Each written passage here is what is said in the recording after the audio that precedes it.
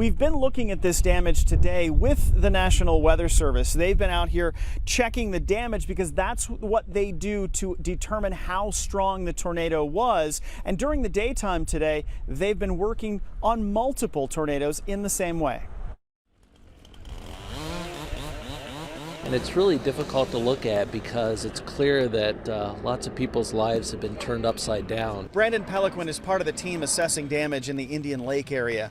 Similar teams from the National Weather Service are spread out across central Ohio. Twisted trees, mangled power poles, obliterated trailers all provide clues about the strength and size of the storm. There's a very real human element to it, to see the devastation and to see the people's lives and how they've been affected by this tornado. Combined with radar data, the team will determine how long the storm was on the ground and its exact path.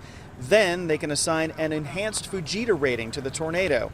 The information is important to the climatological record, but the job itself can take a toll. And I can tell you that there's been some tears in my eyes along the process, and there's probably more tears to come later on.